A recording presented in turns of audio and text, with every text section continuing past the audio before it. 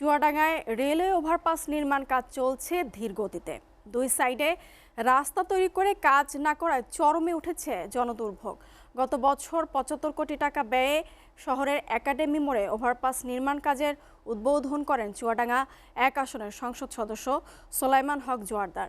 পৌনে ১ কিলোমিটার দীর্ঘ ফ্লাইওভার নির্মাণ করতে মূল সড়কের বেশিরভাগ অংশই ঠিকাদাররা ঘিরে রেখেছে। এতে রাস্তা সরু হয়ে যান চলাচল দুরূহ হয়ে পড়েছে। একটু বৃষ্টি হলেই কাদা পানিতে সয়লাব হয়ে যায় সড়ক।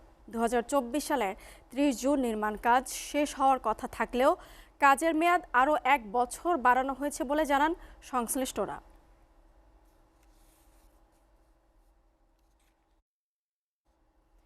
চুয়াডাঙ্গায় রেলওয়ে ওভারপাস নির্মাণ কাজের খবর জানাতে সরাসরি যুক্ত হচ্ছেন সহকর্মী বিপুল আশরাফ। বিপুল, ওভারপাস নির্মাণ কাজের ধীরগতিতে শ্রেষ্ঠ জনদুর্ভোগ নিয়ে কি বলছেন স্থানীয় সড়ক বিভাগ, জানাবেন।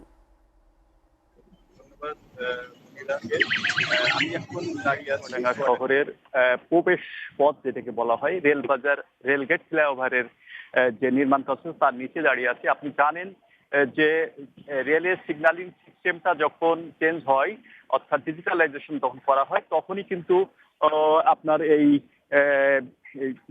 স্টেশনের ট্রেন প্রবেশের কিছুটা পূর্বেই এই গেট ফেলে দেওয়া হয়, গেট ব্যারিয়ার ফেলে দেওয়া হয়। এই গেট ব্যারিয়ার ফেলে দেওয়ার কারণেই কিন্তু সড়কের দুই সাইডে আপনারা দেখতে পাচ্ছেন যে দীর্ঘ একটা যানজটের তৈরি হয়। এই যানজট নিরসনের লক্ষ্যেই সরকার কিন্তু এখানে ওভারপাস নির্মাণ প্রকল্প গ্রহণ করেন। এই ওভারপাস নির্মাণ সম্প্রতি এটি একনেকে পাশও হয়েছে।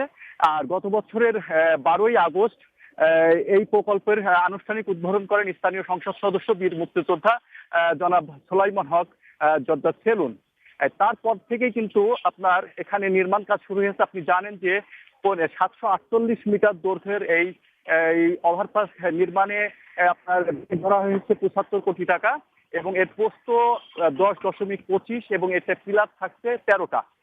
এই নির্মাণ কাজ যখন শুরু হয়েছে তারপরের থেকেই এই রাস্তার ১.৫ কিলোমিটার যে রাস্তাটা, এই রাস্তাটার বেশিরভাগ অংশই এখন কিন্তু ঠিকাদারদের দখলে চলে গেছে। সরু যে রাস্তা আছে এই রাস্তা দিয়ে যান চলাচল করা এখন কিন্তু অনেকটাই কঠিন হয়ে পড়েছে।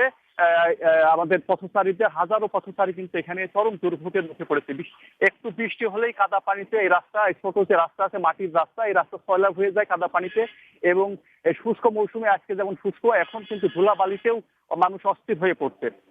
তা আমি কিছুক্ষণ আগে কথা বলেছিলাম সওজের নির্বাহী প্রকৌশলী খন্দকার গোলাম মোস্তফার সাথে। তিনি আমাকে জানিয়েছেন যে হ্যাঁ, তিনি এই দুর্ভোগের কথা স্বীকার করে তিনি আমাকে জানিয়েছেন যে জমি অধিগ্রহণ সহ কিছু কাজের জটিলতার কারণে যে আমাদের এই ২৪ সালের ৩০শে জুন কাজ শেষ হওয়ার কথা ছিল সেটা কিন্তু ১ বছর বাড়ানো হয়েছে। অর্থাৎ ২০২৫ সালের ৩০শে জুন এই ওভারপাস নির্মাণ শেষ হবে। আর উনি এটাও জানিয়েছেন যে এই রাস্তা যে ছোট যে রাস্তাটা, এটা আর কিছু সংস্কার কাজ ইতিমধ্যেই তারা আর ১৫ দিন পরেই এটা শুরু করবেন বলে আমাদেরকে আশ্বস্ত। এই ছিল